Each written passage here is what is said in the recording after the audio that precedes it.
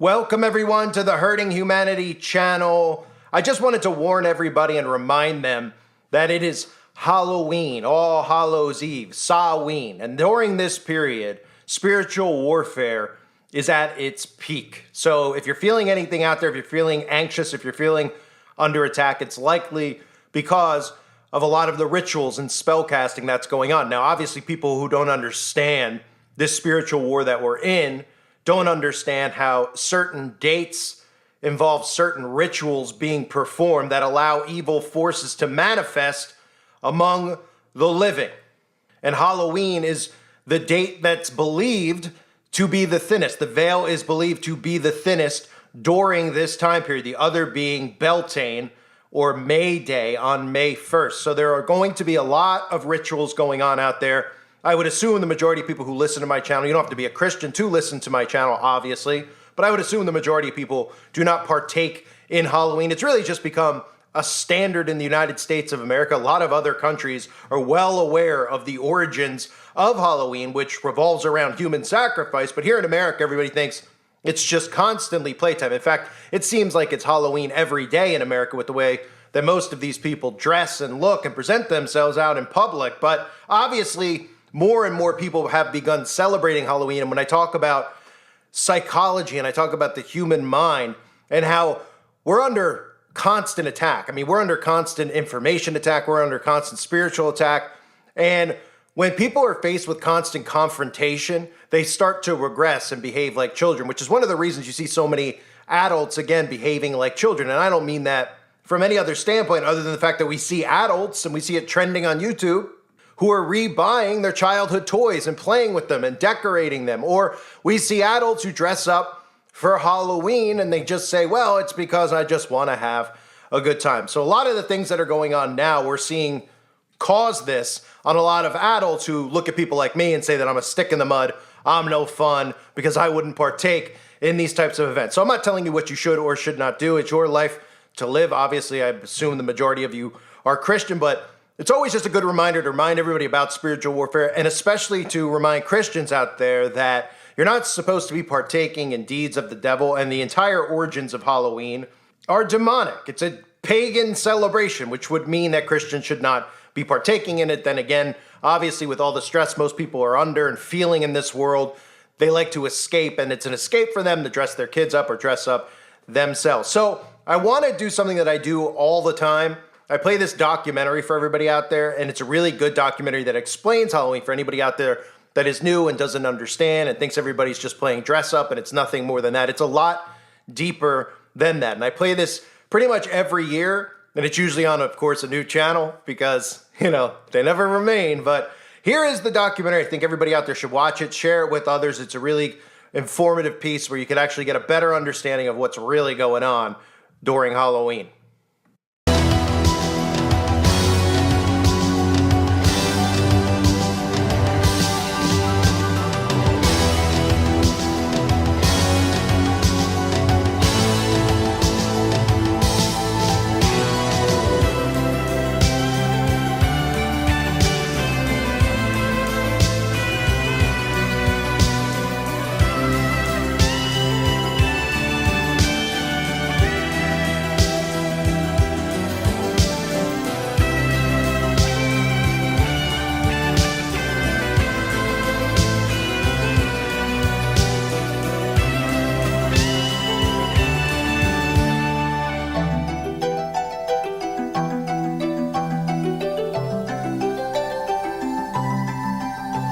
Hello, I'm Chuck Smith. And I'm Carol Matriciana. Welcome to this edition of The Pagan Invasion. Halloween is a festival that conjures up images of ghosts, skeletons, black cats, witches on broomsticks, and little costumed children scurrying about the neighborhood. Trick or treat! Oh my goodness! Hi there. This is all my candy. And who are you? Vampire. Dracula's wife. While there are some people who may be concerned about the origins of Halloween and its focus on blood, death, horror, and the occult, to millions of youngsters across the nation, it has been adopted as a time to pursue scary fun. It is an opportunity to dress up in ghoulish or fanciful costumes, to engage in the fantasy of being a witch or a vampire, ghost or devil. Eager trick-or-treaters solicit candy door to door or bob for apples at Halloween parties. Others brave haunted houses and horror movie marathons, while the more daring visit cemeteries at midnight, play with Ouija boards, and hold seances in an effort to contact spirits of the dead. One of the biggest promoters of Halloween is the public school system. School-sponsored Halloween-themed activities often include dances, costume contests, carnivals, and arts and crafts projects. Education officials admit that more effort is usually put into the celebration of Halloween than any other holiday, including Christmas and Easter.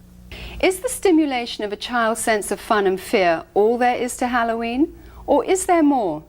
For many entrepreneurs, Halloween is big business, a major promotional event used to bring in billions of dollars worth of revenue.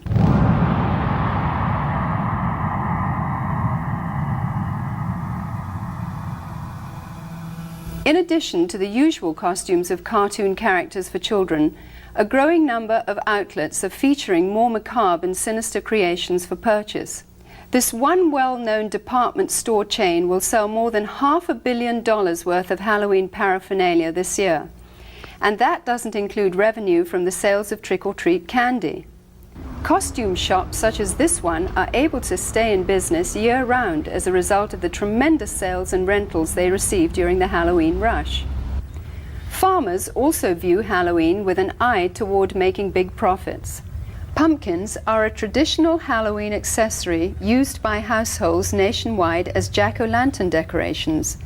This one Southern California field of only 164 acres will yield nearly $250,000 to its owner. Halloween is manipulated by the promoters of horror movies and videos as a major marketing opportunity. While horror films used to be synonymous with B-movies and considered the conventional low-budget industry standby, today they account for nearly 20% of all of the revenue received by feature film producers and distributors. The success of the technical revolution in special effects has attracted serious film directors to produce well-crafted, elaborate horror productions.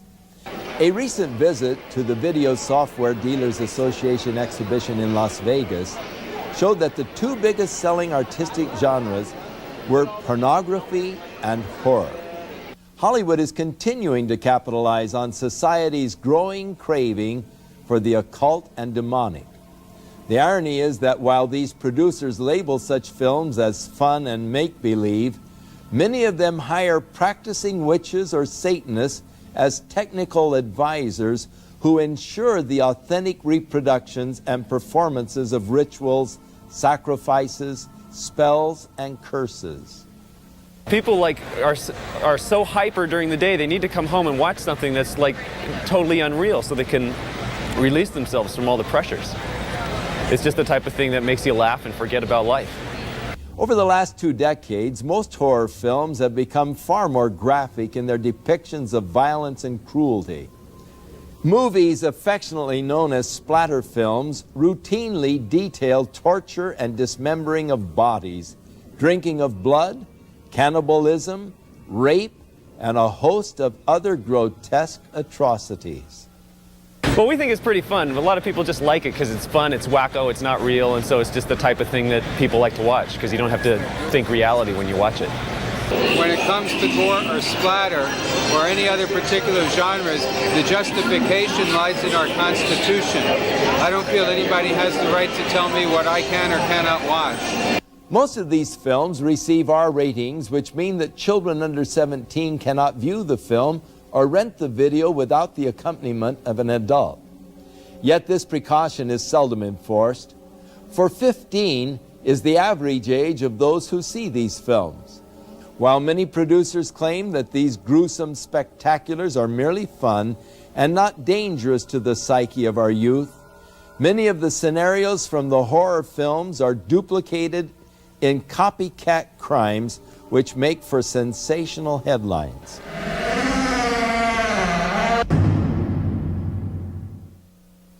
Glenn Hobbs was initiated into a Satanic coven as a child by his grandfather and continued participating for many years.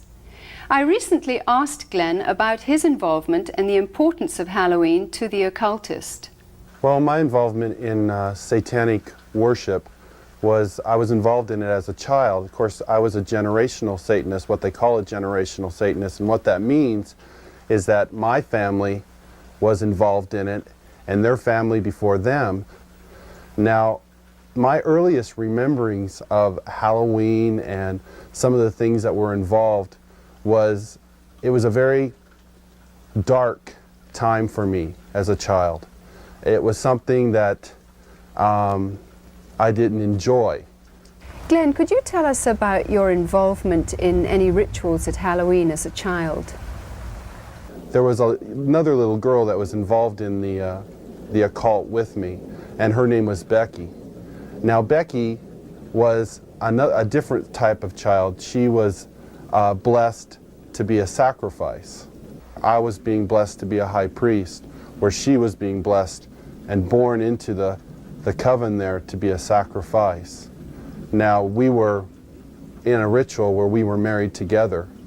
It was a marriage to the beast, and me and the little girl were married together, and there was a lot of sexual abuse that took place and a lot of blood that was spilt over us, joining us together. When do Halloween rituals actually begin, and what is the ultimate purpose of Halloween? Well, the ritual that I remember the most clearly began about the end of September. Me and the little girl, the one I mentioned named Becky, the abuse was very concentrated at that time. We were taken into several rooms where our clothing was removed. We spent the next couple of weeks in a kind of a shack where a lot of rituals went on, where a lot of animals were killed. They summoned Lucifer and his spirit to come and possess me, and so that I would be blessed to take over the position of the high priest at a certain point in time. Now, Halloween night, they had again put me and the little girl in the back of this van, and we again drove off, which seemed like for a long time. We were drugged once again, and we finally came to this stop. They took the little girl out and they left me in the van. I could hear a lot of commotion that was going on outside. People that were screaming and yelling, and this low murmuring and moaning noise that was going on, like some kind of a low chanting noise that was going on. So I knew in my mind there was some type of a ritual going on, because I'd heard that many times before. You know, it was real common to see people fall on the ground and convulse and go into convulsions during rituals and stuff with the demonic presence that were around. And finally, a woman came to the back of the van and she said, "It's time to go." And she brought me out of the van, and I could see that there was just a lot of people around. Some were dressed in dark brownish kind of robes with hoods over them. They took me up and they led me up to this stone altar. And I remember I saw the little girl, and she was on the altar. Now, at first, you know, I just wondered what was going on, because you never knew. I mean, they used the altar for a lot of different things. They could have just been sacrificing an animal over, could have been a sexual abuse from the high priest onto her. You know, it was a hard thing to know for sure. Well, they ushered me up to the altar, and I could see that they had bound her feet. They had her feet spread apart, her legs, and they had bound them to the ends of the altar, and they had taken her arms, which were laying out this way, and roped them to the altar, which had little kind of like hooks, which they could bind the ropes around. And she was really white. I remember seeing her, and she was just real pale and real white. And I noticed that they had slit the bottoms of her feet and her wrists. And they were taking the blood that was running out of those areas and putting them into chalices and passing those cups around to different people who were partaking of her blood. Then the high priest, he took the athami, or the ritual knife, and he picked it up and he put my hand on it, and then he forced it into her chest. So when I think back on Halloween, you know, over that period of time that happened, you know, that was the climax event, Halloween night, where they killed that innocent little girl. And this is something that's happening every Halloween. That's not just an isolated event. I mean, there are children all over the world who are losing their lives during Halloween night, and yet we, as a society, we go out and celebrate it, and we go door to door and we ask for candy, and it's a big celebration to us. And I think it's quite ironic how one group of people are thinking it's fun and another group of people are taking human life, and yet they don't, you know, there seems to be this wall and nobody wants to face the facts of what's really going on. Today, reports from all over the world show a growing concern over the mushrooming attraction towards the occult. Heinous crimes connected with the occult, according to police, are reaching epidemic proportions. Halloween is the time when community service organizations warn that children and animals are most likely to be abducted.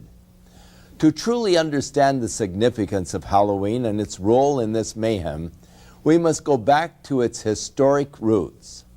East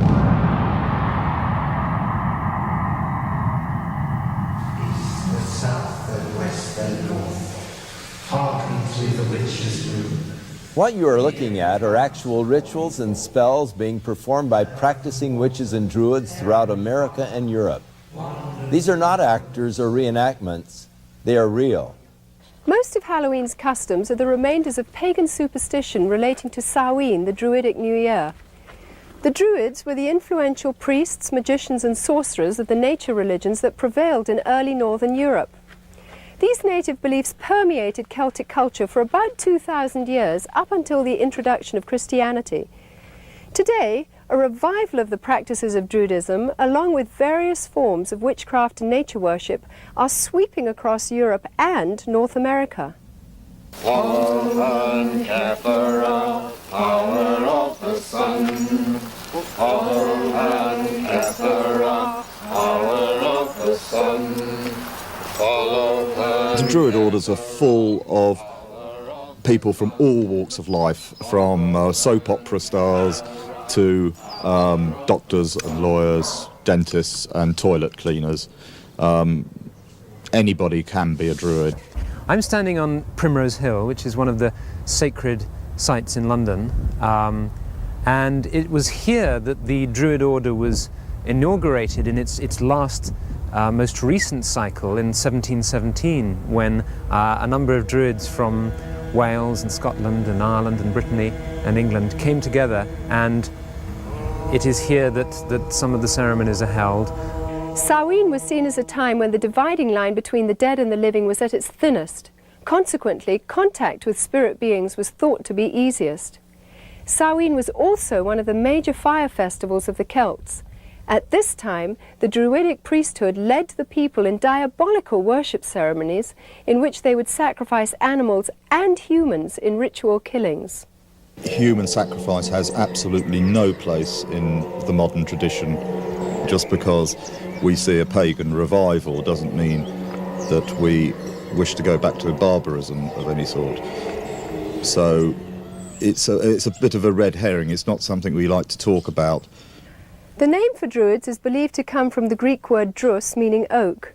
Druids usually select groves of oaks for their ceremonies and use the leaves in their sacred rites. The work of the Druids consists in reuniting us with the world of nature externally and internally with that stream of ancient wisdom and knowledge. Sharing the Druidic tradition of nature worship is witchcraft. The title witch is from the Saxon word Wicca, meaning the one who practices sorcery. The Oxford Dictionary states that a Wiccan is one who is twisted, bent, or warped. Despite attempts from modern Wiccans to sanitize the original intention of witchcraft, its practice cannot be divorced from demonology. O guardians of the watchtower of the east, I, Ishtar, high priestess and witch, do summon and stir thee. I command thy presence at this our meeting, to guard over our circle and to witness our rites.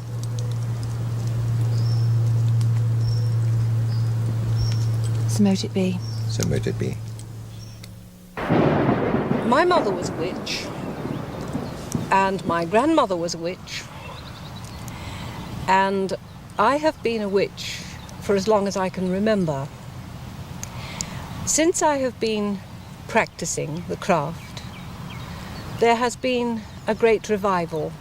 I believe there's about 1 million people in England alone that practice witchcraft. The pagans are all over the place with their covens. If they're not calling themselves witches alone, they are paganistic in their ways. There are probably now as many people practicing witchcraft in Britain as there are committed Christians. I regard myself as a natural witch. I was regarding myself as a witch since early childhood. I was brought up in a very isolated part of the country, on the Welsh border, which has a long tradition of magic and Welsh sorcerers. It's almost as if there's a kind of grassroots feeling back towards paganism. We live in a kind of post-Christian era almost, and that people are moving towards a kind of neo-paganism, I suppose.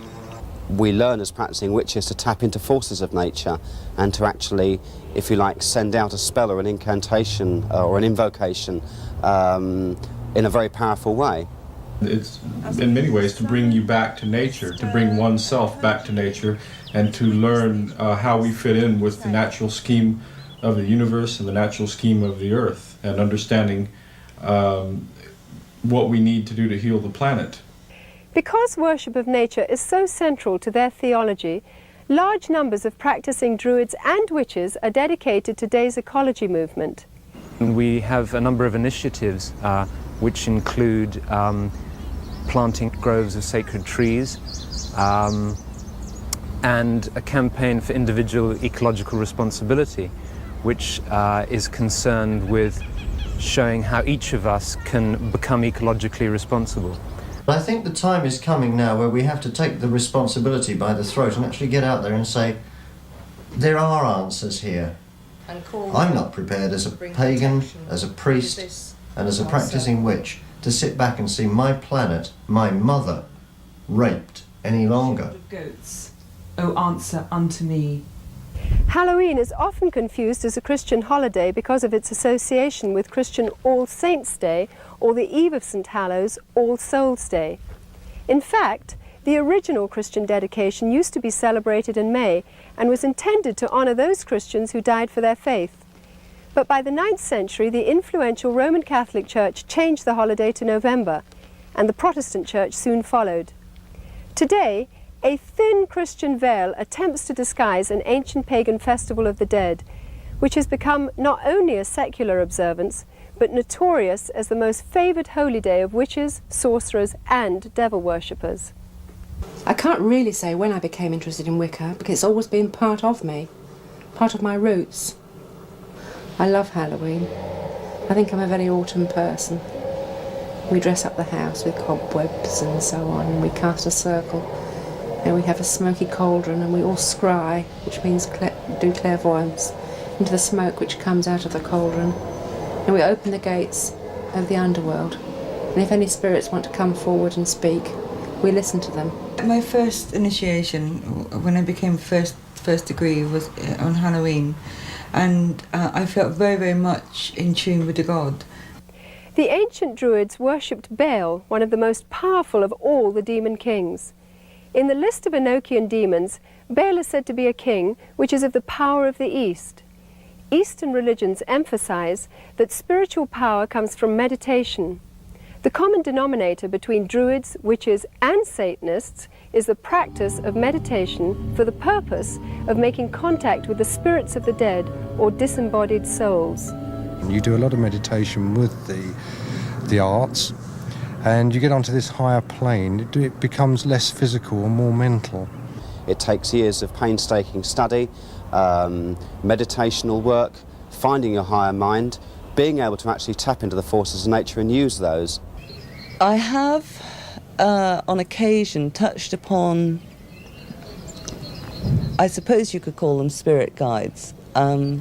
People describe them in a different way. I am aware of a hierarchy of spiritual advisors who live on another plane of consciousness that you can approach, that will acknowledge you and advise you and assist you. We have what we call contacts. There are other names for them. They are beings, that's the easy thing to call them, which can be people who have lived on the earth, or they can be God forms. They become almost as real as the people standing next to you. And whoever else you call doesn't actually materialize. You can't see them in the physical sense, but mentally you know that they are there. You can see them in your mind's eye. They represent really forces in the universe. Forces that are like gravity or wind, but they're forces that have to do with our internal makeup and make our minds work in the way that they work. Margaret Adler, practicing witch and author of Drawing Down the Moon, warns that the trance state, with its roots in ancient shamanism and paganism, is not to be entered into lightly or when alone. For the spirit to be contacted actually enters the witch's body, using it to deliver a verbal message. There is a possibility, if you don't cast a circle, the forces that could come into the room could take over in a form of possession. We had one example here, where one young woman, a nurse, was possessed by, I don't know what it was, but a horrible voice came through her and she passed out. While occult procedures in their rituals may vary in intensity, the fact is that witches, as well as Satanists, commemorate Halloween night with the same fervent dedication to invoke spirits for personal power. Queen of heaven, queen of hell, horned hunter of the night, lend your power unto our spell, and work our will by magic right.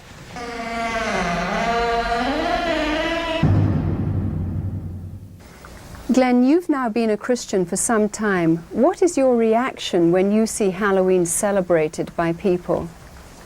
Whenever Halloween time starts coming around, about the 1st of October, you go into the stores, you see the costumes, you see the mother with her little girl putting the witch's hat on her, and the little boy getting excited about getting the devil mask, and you see the candy, you see the Halloween pumpkins, you see people decorating their houses with skeletons and all these symbols of death. You know, it only serves to bring back horrifying memories to me. Memories of death, memories of children being so abused, so ripped of everything, their character, all in the name of Satan.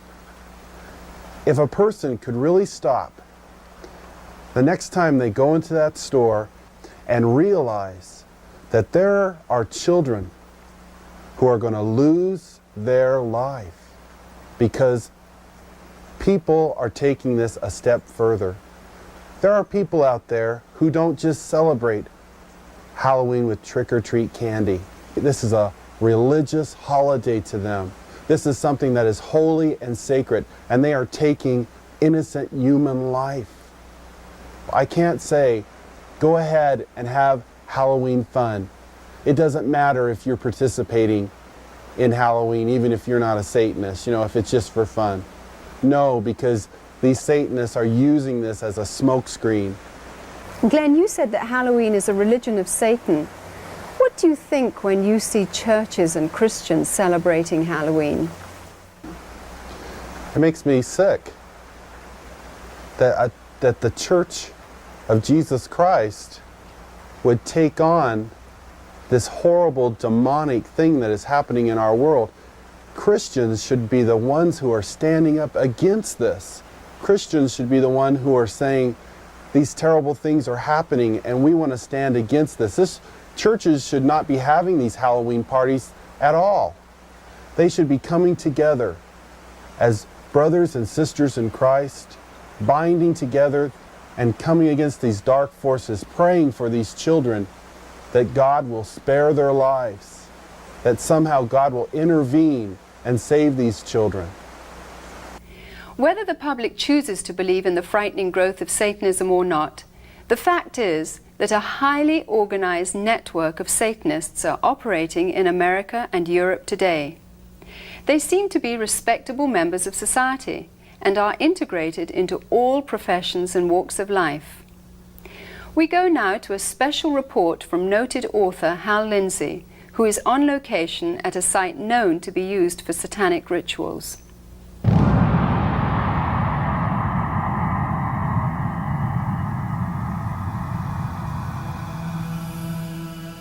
We came out to a place in the hills east of Los Angeles, to a location that has been identified in the past with ritual worship and, we believe, Satanism. Frequently, this site has been discovered with candles that had been used in ritual, and you can look at some of the artifacts we found here today: upside down crosses that were put around, bones that are scattered around here, and various satanic symbols, but also something disturbing in the light of what we'll be talking about in the future, and that is the diaper of a very, very small baby. You know, I believe that this country is experiencing a pagan invasion, including a new upsurge of practice of witchcraft, the New Age, and as we will talk about today, outright Satanism. Around the middle of the 1960s, there was a dramatic upsurge in satanic worship, beginning with Anton LaVey and his writing of the Satanic Bible and the founding of the Church of Satan in San Francisco in 1966. I watched as this accelerated, not just in the West Coast, but around the country. When Charles Manson and his gang in 1969 committed the horrible, brutal crime at Sharon Tate's home, this was done in connection with all of the paraphernalia of Satan worship.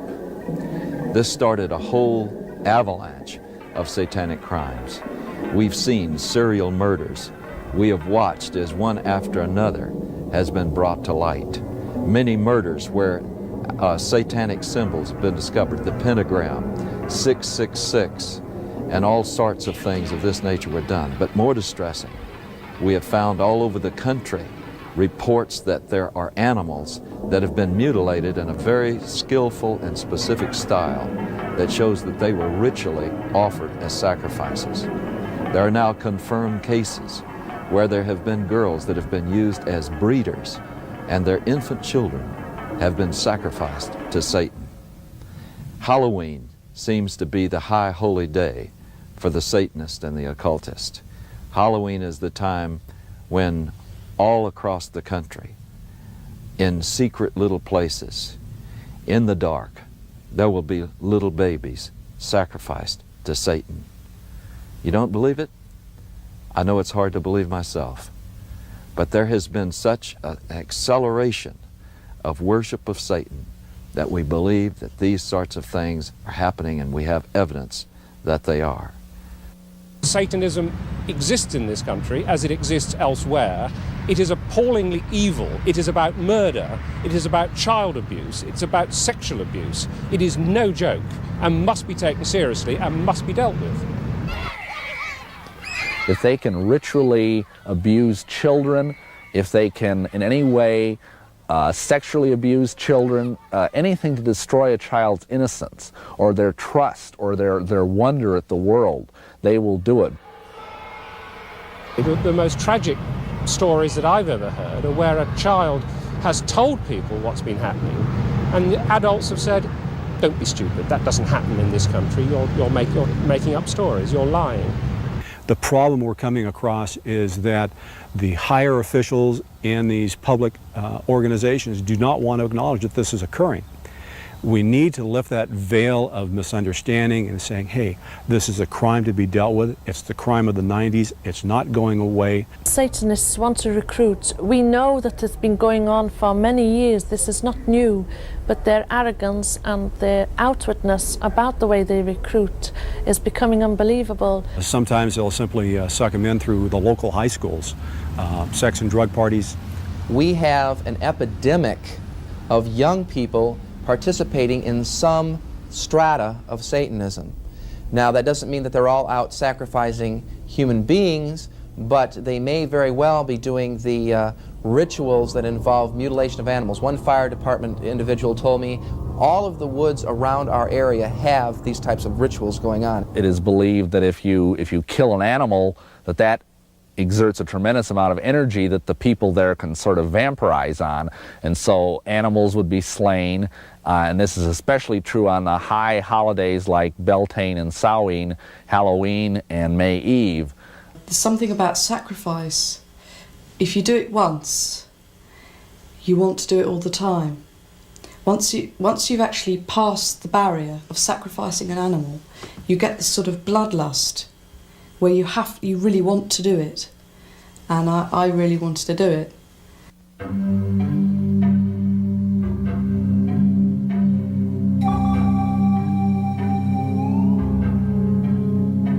This lady in a black robe came forward with this little baby, and at first I didn't realize it was a real baby, and she just laid it on the altar. It was breathing, but it wasn't crying. And then the high priest just took the athame, or the ceremonial dagger, and just cut the baby's throat and caught the blood in a chalice. At that point, I was staggering, reeling. I thought I was just going to throw up. I just couldn't believe it. But by then, I was so scared that I just stood there. And then when I was led forward, I thought, this is it, it's your turn, they're going to kill you. And I was lifted up onto the altar. Now, I at that time was still in white. It was part of a sacrifice known as the sacrifice of the White Virgin. And the same blood that had come from the baby was daubed all over my body. Then the high priest raped me. And I think at that moment, I was just, the fact I was still alive went through my mind. I thought, you're still alive. I then had to sign in blood a parchment stating that I would never ever reveal what had happened in a coven. If I did, I would die. Are human beings being sacrificed? Yes, they are. There's a lot of things that I would look for to make a determination on a ritualistic crime. It could be marks that are found at the scene. It may be things like a pentagram. It may be an upside-down cross. It could be, again, the number 666. It could be a loss of blood in the body, certain parts removed in a certain manner. They're victims. Some are targeted for specific reasons. One, because they wouldn't join. Two, because they did join and they want to drop out. Some of their victims are themselves. They voluntarily do it. In many satanic groups, a mother will be asked to sacrifice her own child to Satan, and she may even, in fact, be ritually impregnated to do that. She may even specifically have been impregnated, and then when the child is born, they never register the child as being born, and they kill it in a very horrible way, and sometimes the mother herself is actually asked to do it. Some of you may not even believe what you've just seen. You may believe that this is just something that's aberrational and that it just doesn't reach the mainstream of America. But just think about some of the headlines we've had recently. The case in Matamoros, where a group in Mexico were practicing human sacrifice, where they kidnapped and actually sacrificed several innocent young people. And think about the Night Stalker case here in Los Angeles, with Ramirez brazenly flashing the satanic symbol and saying "Hail Satan" and holding up his palm with a pentagram in it. And yet Ramirez was convicted of some of the most brutal crimes that we've ever seen in this civilized society. One case where he caused the woman to say "Hail Satan" while he was raping and sodomizing her alongside of her husband, whom he had already murdered. These are things that were done as a result, I believe, of getting involved in Satanism.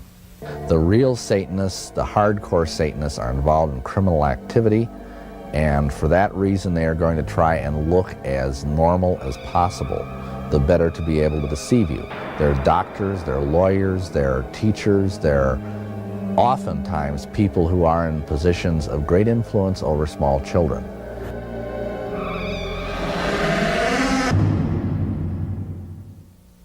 In a recent letter to syndicated advice columnist Ann Landers, a concerned parent wrote of a fourth-grade teacher who had asked her students to write a short essay on what they would most like to do to celebrate Halloween.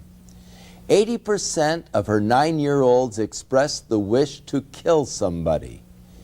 It is easy to see how Halloween's ambiance can promote an unhealthy desire for violence. All of today's seemingly innocent Halloween customs and symbols have their origins in the ancient Celtic Day of the Dead. For example, the practice of trick-or-treat is from Celtic tradition, where people gave food in return for blessings from spirits of the dead. Failure to supply treats would result in demonic retaliation. Jack-o'-lanterns grew out of the Celtic tradition of carving the faces of demonic spirits on turnips and later on pumpkins. The World Book Encyclopedia says the apparently harmless lighted pumpkin face of the jack-o'-lantern is actually an ancient symbol of a damned soul. Candlelit pumpkins, or skulls, at a home signified that the occupants were sympathetic to Satan and would therefore receive mercy by spirits and trick-or-treaters on their Halloween rounds. Perhaps the most sickening of all Druidic New Year practices were the human sacrifices which occurred at midnight. Adults and children alike would be thrown into huge fires while the celebrants danced around them in demonic fits of abandon. By morning's light, only ashes and bones would remain.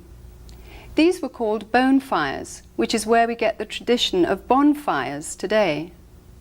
The Druids believed that black cats were reincarnations of the evil dead and were possessed with supernatural power and knowledge. Bobbing for apples was part of the Druidic New Year sexual divination ceremony of fertility. The broomstick and witches' hats were originally considered phallic symbols. When used in the rituals of witchcraft, these objects supposedly transform the sexual energy released during orgasm into psychic energy. By understanding the pagan origins of Halloween, we can no longer claim ignorance.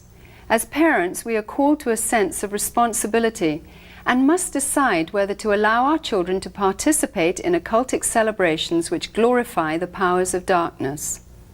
Deuteronomy chapter 18 spells out God's position concerning man's participation in divination, sorcery, or communicating with the dead.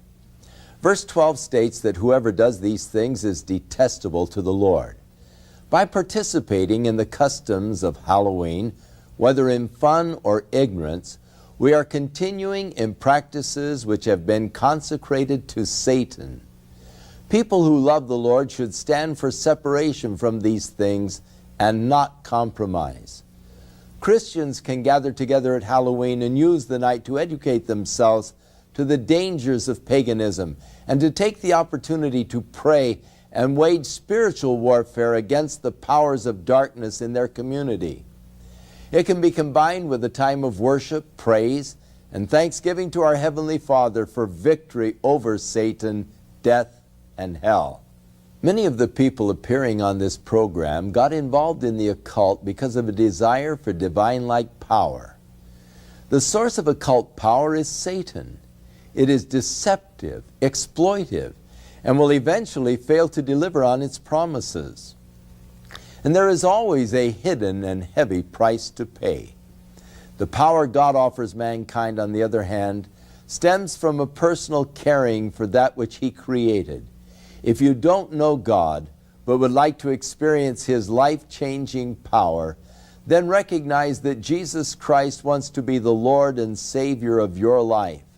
If you accept the fact that His death and resurrection is payment in full for all of your sins, you will have everlasting life. Within all of us, there is a God-shaped vacuum.